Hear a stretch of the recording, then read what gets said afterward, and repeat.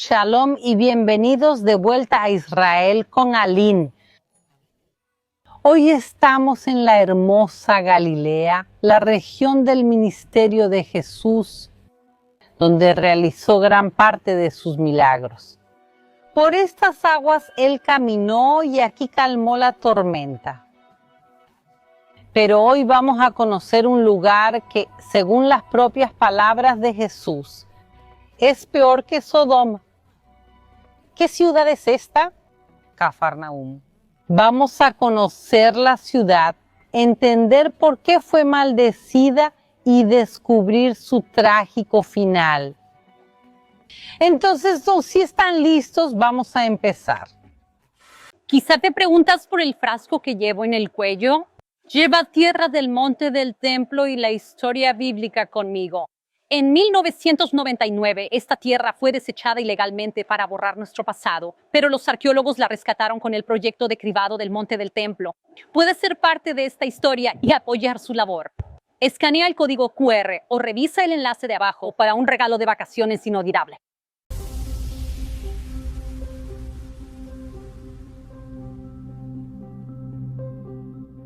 Aquí a nuestro lado vemos los restos de Cafarnaúm, o como lo llamamos en hebreo, Kfar Nahum, que significa literalmente la aldea de Nahum. ¿Quién es ese Nahum? No lo sabemos. Probablemente no se refiere al profeta, pero lo que sí sabemos es que esta ciudad fue fundada hace aproximadamente 2200 años, en el período de los Asmoneos. Y en los tiempos de Jesús era una aldea de pescadores con más o menos 1500 habitantes. Y las excavaciones arqueológicas encontraron esta aldea comenzando por el antiguo puerto que estaba en las aguas aquí del mar de Galilea. Y también se encontraron muchas casas sencillas, como podemos ver aquí, hechas de piedra basáltica, que es la piedra abundante que hay aquí en el norte del mar de Galilea. Y la gran mayoría de estas casas tenían solamente un piso, con pocas excepciones. Justamente lo que vemos aquí al lado, esas escaleras, son un gran ejemplo, porque daban acceso ya sea a un segundo piso de una casa o al techo, que tal vez se usaba como una especie de azotea. Y eso también se va a conectar con uno de los milagros de Cafarnaúm, del que hablaremos en un momento. También se encontraron muchísimos objetos de las casas, principalmente de cerámica, como ollas, platos y lámparas de aceite. Y también se encontraron utensilios de pesca, como anzuelos y pesas para redes.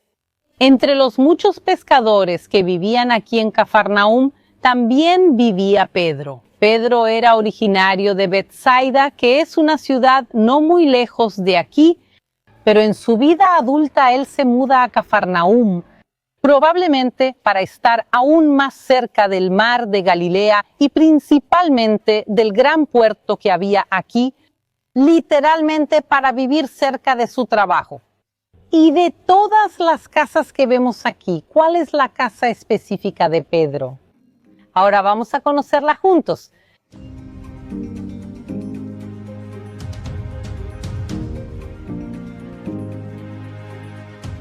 Aquí vemos la continuación de las excavaciones arqueológicas. Vean qué maravillosas son estas casas de los tiempos de Jesús y lo bien conservadas que están. Pero vinimos a buscar la casa de Pedro y está justo aquí a nuestro lado, debajo de este edificio. Vengan conmigo.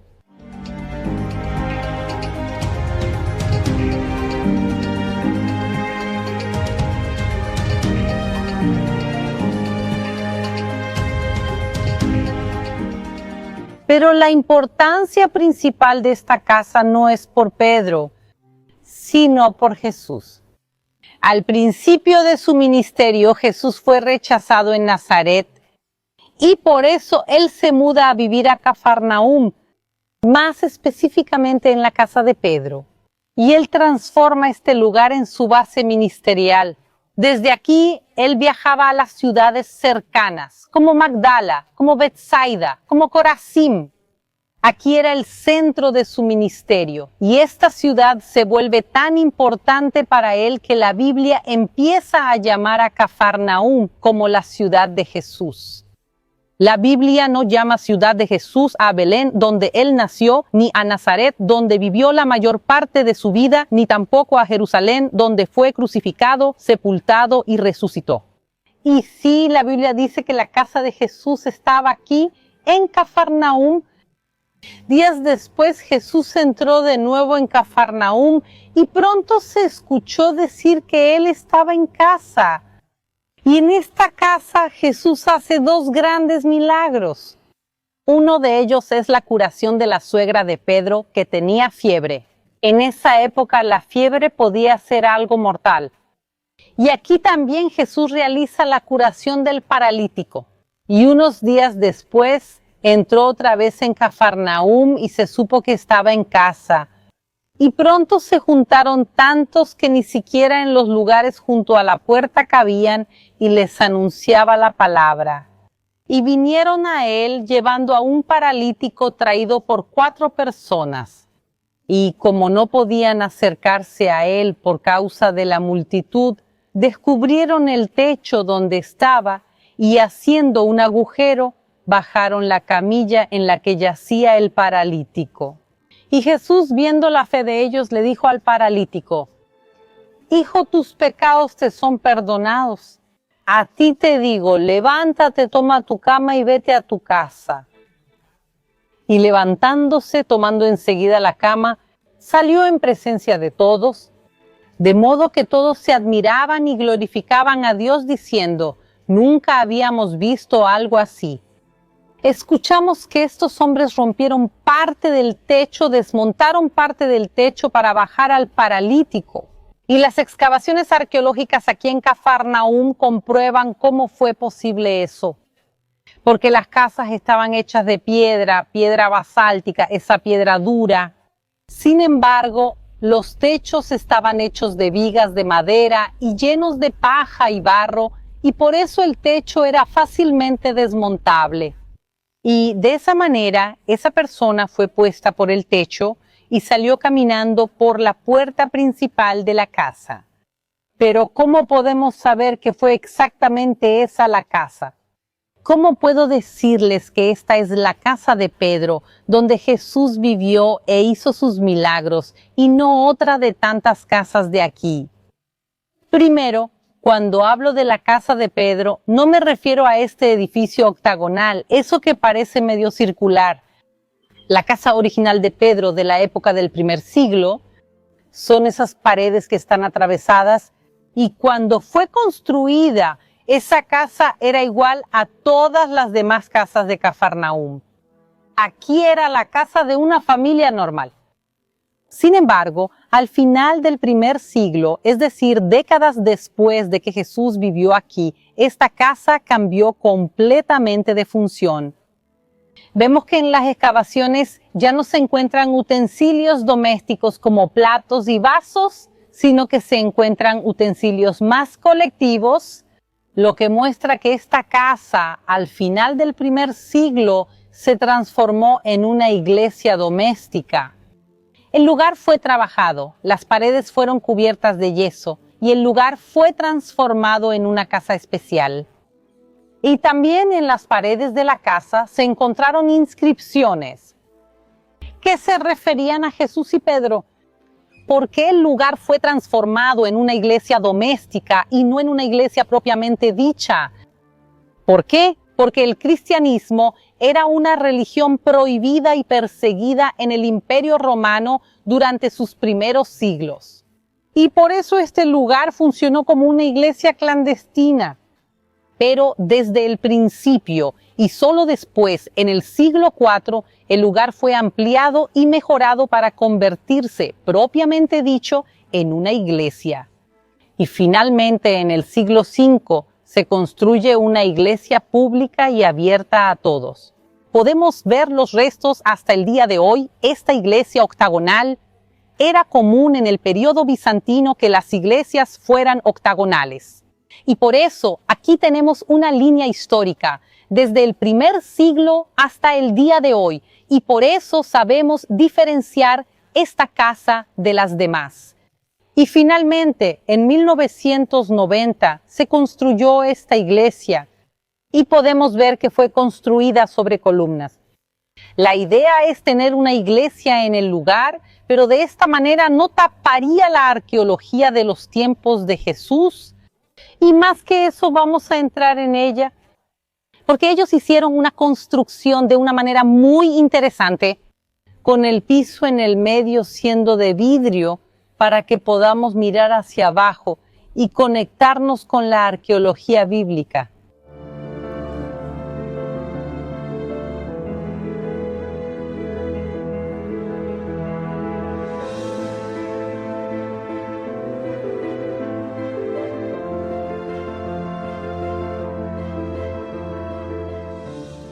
En la Biblia está escrito que cerca de la casa de Pedro había una sinagoga donde Jesús solía enseñar los sábados. Y podemos verla justo aquí.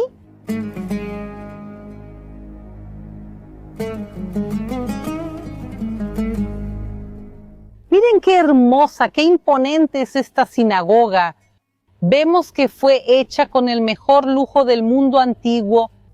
También fue hecha de piedra caliza, que no existe aquí en la zona de Cafarnaúm. Estas piedras fueron traídas de algún territorio lejano. Entonces las piedras fueron cortadas, talladas, algunas incluso pulidas, mostrando la importancia y también el costo de la construcción de este edificio. Sin embargo, esta sinagoga no es de los tiempos de Jesús. Esta sinagoga fue construida en el siglo IV. Es decir, siglos después de que Jesús pasó por Cafarnaúm. Entonces, ¿dónde está la sinagoga de Jesús? La sinagoga donde Jesús iba a enseñar. Está debajo. Podemos ver aquí claramente que hay dos fases de construcción. La parte construida en piedra basáltica es la fundación de la sinagoga original de los tiempos de Jesús. Sin embargo, la sinagoga original fue destruida o desmontada intencionalmente. No sabemos realmente qué pasó con ella, pero la gente retiró los restos de la sinagoga de aquí, mantuvo la base y construyó esta nueva sinagoga encima. Y por eso vemos claramente las dos fases de construcción y podemos ver incluso que no encajan muy bien, mostrando que claramente esta fundación no era de este edificio. Entonces vamos a entrar en la sinagoga del siglo IV, pero exactamente en el mismo lugar donde Jesús entró siglos antes.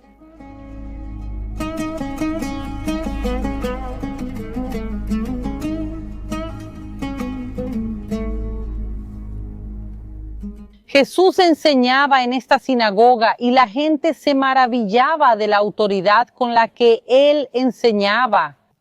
Él enseñó aquí sobre el reino de los cielos y sobre el pan de la vida. Y aquí también ocurrió un pasaje que pone la piel de gallina. En esta misma sinagoga Jesús expulsó demonios y apareció en la sinagoga un hombre poseído por un espíritu demoníaco impuro, el cual gritó en voz alta: ¿Qué quieres con nosotros, Jesús Nazareno? ¿Viniste a destruirnos? Sé muy bien quién eres, el Santo de Dios. Pero Jesús lo reprendió diciendo: cállate y sal de ese hombre. El demonio, después de haberlo arrojado al suelo en medio de todos, salió de ese hombre sin hacerle daño. Todos quedaron asombrados y comentaban entre sí: ¿qué palabra es esta? Porque con autoridad y poder les ordena a los espíritus impuros y ellos salen. Y la fama de Jesús se difundía por todos los lugares de esa región. Este milagro ocurrió en esta sinagoga. Y aquí en Cafarnaúm, Jesús también cura al siervo del centurión, cura al hombre con la mano seca y realiza muchos otros milagros, principalmente de sanación. Esta ciudad es muy especial, fue el centro del ministerio de Jesús, donde hizo tantos milagros. Entonces, ¿por qué Jesús dice que esta ciudad es peor que Sodoma? Vamos a escuchar las propias palabras de Jesús sobre este lugar. Entonces Jesús comenzó a reprender a las ciudades en las que había hecho muchos milagros por el hecho de que no se habían arrepentido. Ay de ti, Corazín, ay de ti, Betsaida, porque si en Tiro y en Sidón se hubieran hecho los milagros que se hicieron en ustedes, hace mucho tiempo que ellas se habrían arrepentido con cilicio y ceniza. Pero les digo que en el día del juicio habrá menos rigor para Tiro y Sidón que para ustedes. ¿Y tú, Cafarnaúm, piensas que serás elevada hasta el cielo? Serás enviada al infierno. Porque si en Sodoma se hubieran hecho los milagros que se hicieron en ti, habría permanecido hasta el día de hoy. Pero les digo que en el día del juicio habrá menos rigor para la tierra de Sodoma que para ti.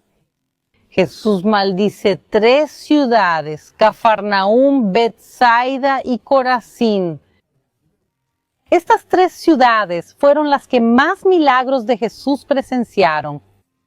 Y aún con todo lo que vieron, con la presencia de Jesús, con sus enseñanzas semanales, aún así las ciudades no se arrepintieron, no cambiaron sus caminos. Imaginen estar rodeados de milagros, poder ser vecino de Jesús, y aún así ellos mantenían las vidas corruptas de parte de la población de la ciudad. Y por eso Jesús los compara con Sodoma, con Tiro y con Sidón. ¿Y qué pasó con esas ciudades? Las 3 ciudades fueron destruidas en un gran terremoto. En el año 749 hubo un terremoto gigantesco aquí en Galilea que derribó muchísimas ciudades y la mayor parte de esas ciudades fue reconstruida, levantada de nuevo. Sin embargo, estas 3 permanecieron en ruinas y arqueológicamente lo sabemos porque cuando comenzaron las excavaciones aquí en el siglo XIX, todas esas columnas estaban caídas y estaban caídas en la misma dirección. Con el movimiento de la tierra, las columnas cayeron y esta ciudad quedó congelada en el tiempo. Y estas 3 ciudades solo fueron redescubiertas en tiempos modernos gracias a los arqueólogos e investigadores.